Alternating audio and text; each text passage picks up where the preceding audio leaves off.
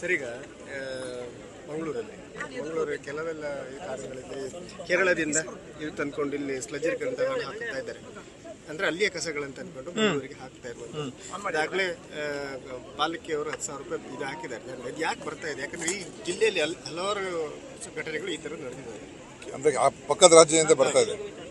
ನಾನು ಅದ್ರ ಬಗ್ಗೆ ಮಾತಾಡ್ತೀನಿ. ನನಗೆ ಪೂರ್ತಿ ಮಾಹಿತಿ ಇಲ್ಲ. ನಾನು ಅದನ್ನು ಕರೆದು ಕೇಳಿ ನಮ್ಮ ಕಮಿಷನ್ ಹತ್ರನೂ ಮತ್ತು ಪೊಲೀಸ್ ಅವ್ರನ್ನ ಕೇಳೋಣ, ಅದು ಏನಾಗ್ತಾ ಇದೆ, ಯಾರು ತರ್ತಾ ಇದ್ದಾರೆ, ಅದು ನಾನು ವಿಚಾರಿಸ್ತೀನಿ. ಖಂಡಿತ. ಸರ್, ಇನ್ನೊಂದು, ಈ ಕಾಂಗ್ರೆಸ್ ಅಲ್ಲೂ ತುಂಬಾ ಬೆಳವಣಿಗೆಗಳು ಆಗ್ತಾ ಇದ್ದಾವೆ. ಒಂದ್ ಕಡೆಯಿಂದ ದಲಿತ ಮುಖ್ಯಮಂತ್ರಿಯ ಒತ್ತಾಯ, ಮತ್ತೆ ಒಂದು ಸಮ್ಮೇಳನ ನಡೆಸಬೇಕು ಅನ್ನೋದು ಈಗಾಗಲೇ ರಾಜಣ್ಣ ಅವರು ಅದರ ಬಗ್ಗೆ ಹೋಗಿ ಮಾತಾಡ್ಕೊಂಡು ಬಂದಿದ್ದಾರೆ. ಒಂದ್ ಕಡೆಯಿಂದ ಬೇಡ ಅಂತ ಹೇಳಿದ್ರು ಅದನ್ನು ಒತ್ತಾಯಪೂರ್ವಕವಾಗಿ ಸಮ್ಮೇಳನ ಮಾಡಬೇಕು. ಇಲ್ಲ, ಬೇಡ ಅಂತ ಯಾರು ಹೇಳಿದ್ದಾರೆ? ಯಾರು ಬೇಡ ಅಂತ ಏನು ಹೇಳಿಲ್ಲ. ಅದು ಯಾವ ರೀತಿಯಾಗಿ ಮಾಡಬೇಕು ಅಂತ ಒಂದು ಚರ್ಚೆ ಆಗ್ತಾ ಇದೆ ಹೊರತು ಬೇರೆ ಅದನ್ನು ಮಾಡಬೇಡಿ ಬೇಡ ಅಂತ ಏನಿಲ್ಲ.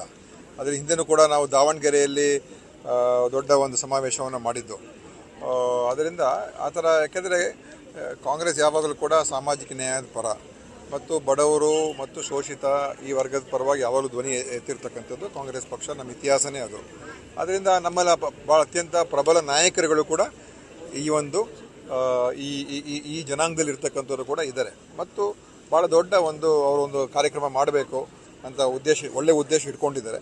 ಖಂಡಿತ ಅದು ಯಾವ ರೂಪದಲ್ಲಿ ಆಗಬೇಕು ಅಂತ ಮಾತ್ರ ತೀರ್ಮಾನ ಆಗಬೇಕು ಅಷ್ಟೇ. ಇನ್ನೇನು ಒಂದು ದಲಿತ CM ಮಾತಾಡ್ತಾ ಇಲ್ಲ, ಯಾರು CM ಬಗ್ಗೆ ಏನು ಮಾತಾಡ್ತಾ ಇಲ್ಲ. ಹಿಂದೆನೂ ಕೂಡ ಇತ್ತು. ಯಾಕಂದರೆ ಖರ್ಗೆ ಸಾಹೇಬರು ಅವರು CM ಆಗುವಂಥ ಒಂದು ಅವಕಾಶ ಆವಾಗ ನಮ್ಮ ಸರ್ಕಾರ ರಚನೆ ಆಗಿದ್ದಿದ್ರೆ ಖರ್ಗೆ ಸಾಹೇಬರು ಆವಾಗ ಖಂಡಿತ ಆಗುವಂಥದ್ದಿತ್ತು. ಆದರೆ ಆವಾಗ ನಾವು ಅಧಿಕಾರಕ್ಕೆ ಬರೋಕ್ಕಾಗಲಿಲ್ಲ. ಆಮೇಲೆ ಪರಮೇಶ್ವರ್ ಸಾಹೇಬರು ಕೂಡ ಒಂದು ಅವಕಾಶ ಇತ್ತು. ಆದರೆ ಅದು ಅವರು ಉಪಮುಖ್ಯಮಂತ್ರಿ ಆದರೂ ಅದು ಅವರು ಚುನಾವಣೆಯಲ್ಲಿ ಅವ್ರು ಗೆಲ್ಲಕ್ಕಾಗಿರಲಿಲ್ಲ. ಈ ಥರ ಬೇರೆ ಬೇರೆ ಕಾರಣಗಳು ಡೆವಲಪ್ಮೆಂಟ್ಸ್ ಆಗಿದೆ. ಆದರೆ ಇವತ್ತು ಹಿಂದುಳಿದ ವರ್ಗ, ಈಗ ಸಣ್ಣ ಸಮುದಾಯದವರು ಈ ರಾಜ್ಯದ ಮುಖ್ಯಮಂತ್ರಿ ಆಗಿರುವಂಥದ್ದು ಕಾಂಗ್ರೆಸ್ಸಲ್ಲಿ ಮಾತ್ರ. ಇದು ಬೇರೆ ಪಕ್ಷದಲ್ಲಿ ಕೇವಲ ಒಂದೇ ಒಂದು ಪ್ರಬಲ ವರ್ಗ ಮಾತ್ರ ಅವರು CM ಬಗ್ಗೆ ಆಲೋಚನೆ ಮಾಡ್ಬೋದು. ನಮ್ಮಲ್ಲಿ ವೀರಪ್ಪ ಮೊಯ್ಲಿಯವರಂಥವರಾಗಿದ್ದಾರೆ, ನನ್ನ ತಂದೆಯವರಾಗಿದ್ದಾರೆ, ಧರ್ಮಸಿಂಗ್ ಅವರಾಗಿದ್ದಾರೆ, ಬಂಗಾರಪ್ಪನವರಾಗಿದ್ದಾರೆ, ಸಿದ್ದರಾಮಯ್ಯನವರಾಗಿದ್ದಾರೆ.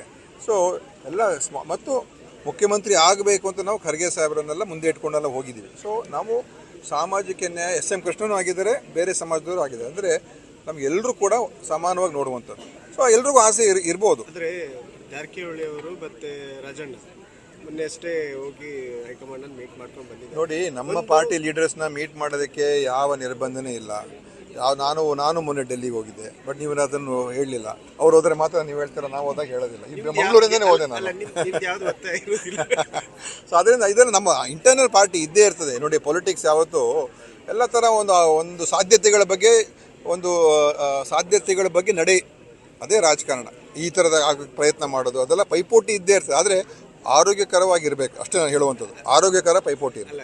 KPCC ಅಧ್ಯಕ್ಷರ ಈಗ ನೀವು BJP ಪೈಪೋಟಿ ನೋಡ್ತಾ ಇದ್ದೀರಲ್ಲ, ಅದು ಅನಾರೋಗ್ಯಕರವಾದಂಥ ಪೈಪೋಟಿ. ಅಲ್ಲಿ ಒಬ್ಬರ ಮೇಲೆ ಒಬ್ಬರು ಕೆಸರೆಚ್ಚಾಟ, ಒಬ್ಬರ ಮೇಲೆ ಒಬ್ಬರು ಆಪಾದನೆಗಳು, ಒಬ್ಬರ ಮೇಲೆ ಒಬ್ಬರು ಪತ್ರಿಕಾಗೋಷ್ಠಿಗಳು ಕರೆದು ಬೈಯುವಂಥದ್ದು, ಅದು ನಾವು ಆ ಕೆಟ್ಟ ಪರಿಸ್ಥಿತಿ ನಾವು ಹೋಗಿಲ್ಲ. ನಮ್ಮಲ್ಲಿ ಕೆಲವರದು ಅವ್ರದ್ದೇ ಆದಂಥ ಪ್ರಯತ್ನಗಳು ಪೊಲಿಟಿಕ್ಸಲ್ಲಿ ಇದ್ದೇ ಇರ್ತದೆ. ಆದರೆ ಅದು ಒಂದು ಇತಿಮಿತಿಯಲ್ಲಿ ಇರಬೇಕು ಅಂತ ನಾನು ಕೂಡ ಹೇಳುವಂಥ. KPCC ಅಧ್ಯಕ್ಷರ ಬದಲಾವಣೆ ಆಗಬೇಕು ಅಂತ ಈಗ ಜಾರಕಿಹೊಳಿ ಮತ್ತೆ ಜನಾರ್ದನ್ ಹೋಗಿದ್ರು. ಆದರೆ ಒಂದ್ ಕಡೆ ಅಲ್ಲಿ ಹೇಳಿರೋದೇನಂದ್ರೆ, ಸರಿ KPCC ಅಧ್ಯಕ್ಷರ ಬದಲಾವಣೆ ಈಗ ಅವರು ನೋಡಿ, ಇವೆಲ್ಲ ನಾನು ಇದಕ್ಕೆಲ್ಲ ಉತ್ತರ ಕೊಡೋಕೆ ಆಗೋದಿಲ್ಲ. ಯಾಕಂದರೆ ಇವೆಲ್ಲ ಪಕ್ಷದ ವರಿಷ್ಠ ಮಟ್ಟದಲ್ಲಿ ಆಗುವಂಥದ್ದು. ಯಾರು ಅಧ್ಯಕ್ಷರಾಗಬೇಕು ಮತ್ತು ಮುಂದೆ ಏನು ತೀರ್ಮಾನಗಳಾಗಬೇಕು ಅದ್ರ ಬಗ್ಗೆ ನಾನು ಮಾತಾಡೋಕೆ ಹೋಗಲೂಬಾರ್ದು. ಇವೆಲ್ಲ ನಮ್ಮ ಆಂತರಿಕ ವಿಷಯಗಳು. ಅದು ಮುಂದೆ ತೀರ್ಮಾನಗಳಾದಾಗ ನಿಮ್ಗೆ ಗೊತ್ತಾಗ್ತದೆ. ಬರ್ಲಾ ನೋಡಿ, ಅಶೋಕ್ ಅವ್ರಿಗೆ ಅವರ ಹೇಳಿಕೆಗಳ ಬಗ್ಗೆ ಅದಕ್ಕೆ ಹಿಂದೆನೂ ಇಲ್ಲ, ಮುಂದೆನೂ ಇಲ್ಲ, ತಲೆನೂ ಇಲ್ಲ, ಬಾಲನೂ ಇಲ್ಲ. ಸುಮ್ಮನೆ ಅವರು ಈಗ ವಿರೋಧ ಪಕ್ಷ ನಾಯಕರು ಏನೋ ಹೇಳಿಕೆಗಳು ಕೊಡ್ತಾ ಇದ್ದಾರೆ. ಅವರ ಪಕ್ಷದಲ್ಲೇ ಅವ್ರಿಗೆ ಯಾವ ರೀತಿಯಾಗಿ ಅವ್ರಿಗೆ ಪ್ರಾತಿನಿಧ್ಯ ಸಿಗ್ತದೋ ಗೊತ್ತಿಲ್ಲ. ಅವ್ರನ್ನೇ ಇಳಿಸೋದು ಕೊಟ್ಟಿದ್ದಾರೆ ವಿರೋಧ ಪಕ್ಷ ನಾಯಕರಿಂದ. ಸೊ ಅದರಿಂದ ಅವರ ಮಾತುಗಳು ನಾನು ಗಮನಿಸ್ತಾ ಇದ್ದೀನಿ, ತೂಕವಾಗಿ ಎಲ್ಲೂ ಮಾತಾಡ್ತಾ ಇಲ್ಲ. ಸುಮ್ಮನೆ ಹಗುರವಾಗಿ ಏನೇನೋ ಟೀಕೆ ಮಾಡ್ತಾರೆ. ಆವಾಗ ಡಿಸೆಂಬರ್ ಅಂತ ಹೇಳಿದ್ರು, ಈಗ ಈ ಮುಂದಿನ ನವೆಂಬರ್ ಅಂತ ಹೇಳ್ತಾರೆ. ಏನು ಇವೆಲ್ಲ ಯಾರು ಕೂಡ ಒಪ್ಪುವಂಥ ಮಾತಲ್ಲ. ಮುಂದಿನ ಚುನಾವಣೆ ಆಗಲಿ, ಅವಾಗ ಯಾರು ಬರ್ತಾರೆ ಅಧಿಕಾರಕ್ಕೆ ಬಂದು ಅವಾಗ ನೋಡೋಣ. ಈಗ ಯಾಕೆ ಅದ್ರ ಬಗ್ಗೆ ಎಲ್ಲ ಮಾತಾಡಬೇಕು? Okay, thank you. PHC open ಆಗತ್ತಾ ನಾಳೆಯಿಂದ? PHC ಓಪನ್ ಆಯ್ತಲ್ಲ. ಅಲ್ಲ ಅಂದ್ರೆ ಈಗ ಅದು ಇದು ಮೊನ್ನೆ ಆಗಿ ಫಂಕ್ಷನ್ ಆಗ್ತಾ ಇತ್ತು, ಕ್ಲೋಸ್ ಆಯ್ತು. ನೋಡಿ, ಇದು ಒಂದು ಸರಿಯಾದ ರೀತಿಯಾಗಿ ಏನೇ ಆದ್ರೂ ಕೂಡ ಶಿಷ್ಟಾಚಾರದ ಪ್ರಕಾರ ಸರಿಯಾದ ರೀತಿಯಾಗಿ ಆಗ್ಬೇಕು. ಅದರಿಂದ ಅದನ್ನ ಬಿಟ್ಬಿಟ್ಟು ಏನೋ ಇದು ಅವರ ಸ್ವಂತ ಮನೆ ಕಾರ್ಯಕ್ರಮ ತರ ಮಾಡಿದ್ರೆ ಸಂಸ್ಥೆ ನಡಿಬೇಕಾದ್ರೆ ಸಂಸ್ಥೆ ನನ್ನ ಇಲಾಖೆನೇ ಅದು. ನನಗೆ ಜಾಸ್ತಿ ಜವಾಬ್ದಾರಿ ಇದೆ. ಅಲ್ಲ ನಿಮ್ಮ ಇಲಾಖೆ ನಡೆಸಬೇಕಾದ್ರೆ ಮತ್ತೆ ಇದಾಗಲ್ವಾ ಅಂತ. ಏನೀಗ 2 ದಿವಸಕ್ಕೆ ಅದು ನಡೀತಾ ಇದೆ, ಅದು ನಡೀತದೆ, ಈಗಲೂ ಕೂಡ ನಡೀತದೆ. ಅದ್ರ ಬಗ್ಗೆ ಏನು ಸಮಸ್ಯೆ ಏನಿಲ್ಲ. ನೀವು ಅವ್ರಿಗೆ ಕೇಳಬೇಕು, ನೀವು ಅವ್ರಿಗೆ ಕೇಳಿ. ನಿಮಗೆ ಇದೇನು ನೀವು ಬಿಜೆಪಿ ಅವ್ರಿಗೆ ಕೇಳಿ, ನಿಮ್ ದುಡ್ಡು ಹಾಕ್ಬಿಟ್ಟು ಕಟ್ಟಿದ್ರ ಇದು ನಿಮ್ ಭೂಮಿಯಲ್ಲಿ ಮಾಡಿದ್ದೀರಾ ಕೇಳಿ ಅವ್ರಿಗೆ. ಅಲ್ಲ ಆಫೀಷಿಯಲ್ಸ್ ಮಾಡಿ ಅವ್ರು ಕೇಳಿ ನೀವು. ಅಲ್ಲ ಆಫೀಷಿಯಲ್ಸ್ ಮಾಡಿ ಎರಡೊಟ್ಟಿಗೆ ಫಿಶಿಯಲ್ಸ್ ನಾವು ಬ್ಲೇಮ್ ಮಾಡೋಣ, ಅದೊಂದ್ ಕಡೆ ಅವ್ರದ್ದು ತಪ್ಪಿದೆ.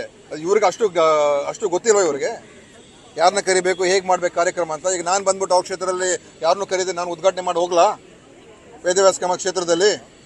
ಆಮೇಲೆ ನಾಳೆ ಅಸೆಂಬ್ಲಿಲಿ ಅವರು ರೇಸ್ ಮಾಡ್ತಾರೆ, ನೋಡಿ ನಾವು ಶಿಷ್ಟಾಚಾರ ಎಲ್ಲ ನೋಡಿ ಬಂದೆಲ್ಲ ಇಲ್ಲ. ಎಷ್ಟು ದಿವಸದಿಂದ ಟ್ರೀಟ್ಮೆಂಟ್ ಕಂಟಿನ್ಯೂ ಆಗ್ತದೆ. ಇವೆಲ್ಲ ಸುಮ್ಮನೆ ನೋಡಿ, ಈ ತರದ ವಾತಾವರಣ ನಿರ್ಮಾಣ ಮಾಡೋದು ಜವಾಬ್ದಾರಿ, ಅದು ಕೆಟ್ಟ ವಾತಾವರಣ ನಿರ್ಮಾಣ ಮಾಡಿರ್ತಕ್ಕಂಥದ್ದು ಈ ಭಾರತೀಯ ಜನತಾ ಪಕ್ಷದ ಶಾಸಕರು. ಅದು ಮಾಡಬಾರ್ದಾಗಿತ್ತು. ಅವರು ಕನಿಷ್ಠ ಅವರೊಂದು ಸೌಜನ್ಯ ಇಟ್ಕೊಂಡು ಅವರ ಜವಾಬ್ದಾರಿಯನ್ನು ನಿರ್ವಹಣೆ ಮಾಡಬೇಕು. ಅಷ್ಟು ಕನಿಷ್ಠ ಸೌಜನ್ಯನೂ ಇಲ್ಲದೆ ಹೋದ್ರೆ ಇದೇನು ಅವ್ರ ಆಸ್ತಿನ? ಅವರೇ ಪಾಳೆಗಾರ ಇಲ್ಲಿ.